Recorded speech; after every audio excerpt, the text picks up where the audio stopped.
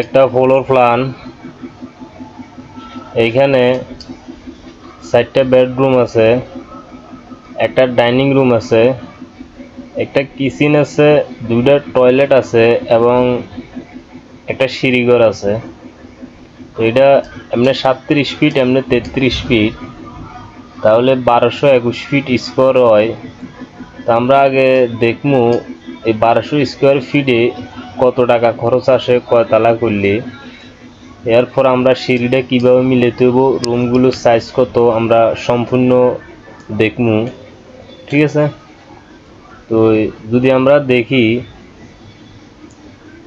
যদি আপনি 2 তলা ফাউন্ডেশন দিয়ে 1 তলা কমপ্লিট করেন তাহলে আপনার খরচ আসবে 21 লাখ টাকা।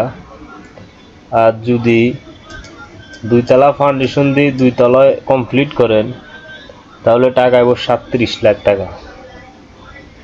তার মাঝে আপনি প্লাম্বারিং, ইলেকট্রিক কাজ সম্পূর্ণ কমপ্লিট, মিস্ত্রি খরচ আপনি সারতে পারবেন। তবে এখানে আপনি জানালার গ্রিলগুলো এবং দরজাগুলো স্টিলের ব্যবহার করতে হইব। আর থাই দিতে পারবেন, সমস্যা নাই। গ্রিলগুলো হইব স্টিল লোয়ার, আর দরজাগুলো স্টিলের। আর তার এই খরচের মধ্যে টয়লেট এবং কিচেন রুম আপনি টাইস করতে পারবেন। তো মোটামুটি মিডিয়াম দামে, বেশি না। যদি বাংলা টাইস দিয়ে আপনি টাইস করেন তাহলে রেডির মধ্যে আপনি পাইবেন। আর যদি আপনি এখানে চান 20 টাকা খরচ করতেন তাও পারবেন। তো যদি আপনি 3 তলা ফাউন্ডেশন দিয়ে 1 তলা কমপ্লিট করেন তাহলে টাকা আসবে 24 লাখ। যদি 3 তলা ফাউন্ডেশন দিয়ে 2 তলা কমপ্লিট করেন তাহলে টাকা আসবে 41 লাখ। যদি 3 তলা ফাউন্ডেশন দিয়ে 3 তলায় কমপ্লিট করেন তাহলে টাকা আসবে 59 লাখ। তার মাঝে প্লাম্বারিং, ইলেকট্রিক কাজ সহ মিস্ত্রি খরচ সহ শুধু গ্রিলগুলো আপনি লোহার ব্যবহার করবেন, দরজাগুলো স্টিলের ব্যবহার করবেন। টয়লেট এবং কিচেন টাইস করতে পারবেন, তাও বাংলা টাইস দিয়ে যদি করেন তাহলে অবশ্যই রেডের মধ্যে আপনি সারে দিতে পারবেন, কোনো সমস্যা হবো না, আটকিতেন না। আর যদি আপনি হাই কোয়ালিটির টাইস, হাই কোয়ালিটির মনে করেন এসএসের গ্রিল, কাঠের দরজা সব হাই কোয়ালিটি লাগাইতেন যান, আরও অন্য জায়গায় টাইস করেন তাহলে আপনার টাকা আরও বেশি খরচ হইব। তো আপনি চাইলে এখানে 2 কোটি টাকা খরচ করতে পারবেন, কেউ মানা করতো না। আপনার সমর্থ হিসাবে আমি যে হিসাবটা দিছি যা আপনি চলব, কোনো সমস্যা নাই, আপনি ব্যবহার করতে পারবেন। এই টাকার মাঝে আপনি আটকিতেন না। তো এই খরচটা হলো অবশ্য মানুষের চাহিদা হিসাবে, চাহিদার উপরে ডিপেন্ড করে, এক একজনের চাহিদা এক এক রকম। আচ্ছা যাক, তো আমরা এতক্ষণ খরচের হিসাবটা দেখলাম, এবার আমরা প্ল্যানের সাথে ভিউটার কিছু মিলাই। যেমন এই জানালাগুলো, 2 রুমের সামনে 2টা জানালা, এই জানালাগুলো, ঠিক আছে। এরপরে এই সিঁড়িঘরের জানালা, এই জানালা।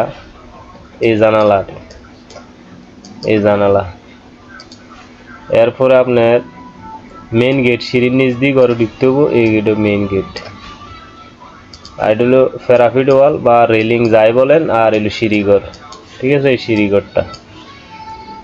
তো এখন আমরা রুমের খুঁটিনাটি হিসাবগুলো দেখি, কাজগুলো বুঝি, ঠিক আছে।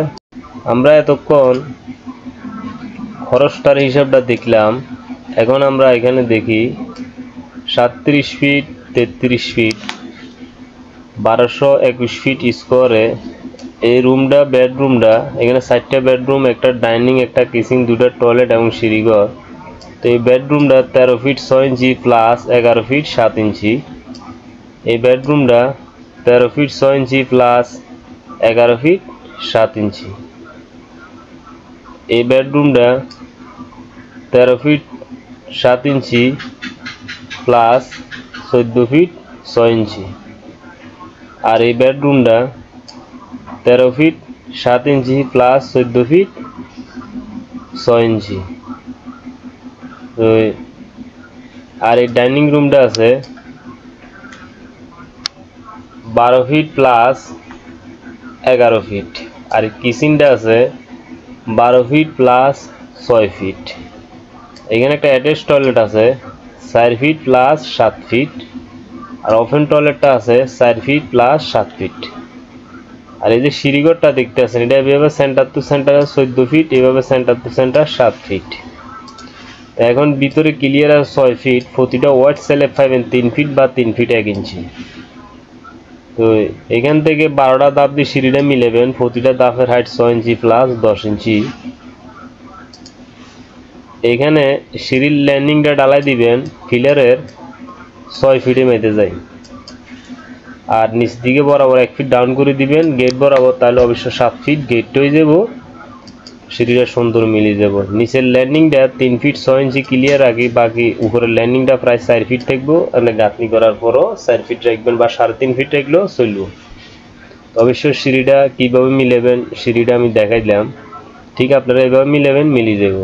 তো এইখানে ঘরে ঢোকার মেইন দরজা হলো এটা, ঢোকার পরে ডাইনিং রুম, ডাইনিং থেকে এখানে একটা বেডরুম, আবার ডাইনিং থেকে বেডরুম, আবার ডাইনিং থেকে কিচেন, আবার ডাইনিং থেকে বেডরুম অ্যাটাচ টয়লেট, আবার ডাইনিং থেকে বেডরুম, এই আবার ডাইনিং থেকে ওপেন টয়লেট। তো এখানে ঘরে ঢুকবো এই সাইডে দিয়ে সিঁড়িতে যাই, ঢুকতে হলে এই সাইডে আই, এখান থেকে এদিকে সিঁড়ির ল্যান্ডিং থেকে এদিকে ডাইরেক্ট আবার ছাদে এদিকে, ঠিক আছে।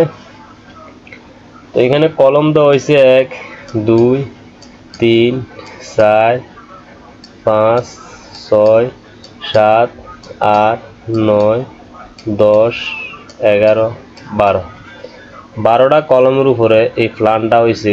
এই প্ল্যানটা আপনারা 12টা কলম দিয়ে বানাইতে পারেন, কোনো ঝামেলাও না, বরাবরই মিলিয়ে যায়। আর এগুলো হলো জানালা, রুমের জানালা, এগুলো জানালা জানালা জানালা জানালা। তো আপনাদের যদি সামনে জায়গা থাকে আপনারা এই বরাবর বারিন্দা দিতে পারেন, বা এখান দিয়ে বারিন্দা দিতে পারেন, বা পিছনে দিতে পারেন, জায়গা থাকলে। আর না থাকলে নাই, এটা হলো মেইন ঘরের মাপ, আপনি করতে পারেন, কোনো সমস্যা নেই। তো এইখানে দরজাগুলো খুব সুন্দর মতো দেখাই দেওয়া হয়েছে।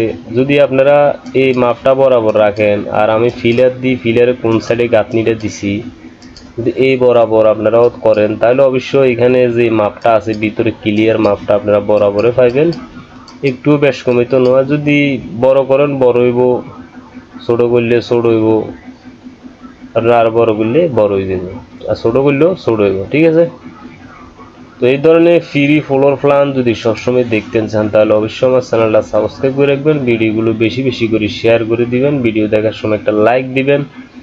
সবাই ভালো থাকেন, সুস্থ থাকেন, আল্লাহ হাফেজ।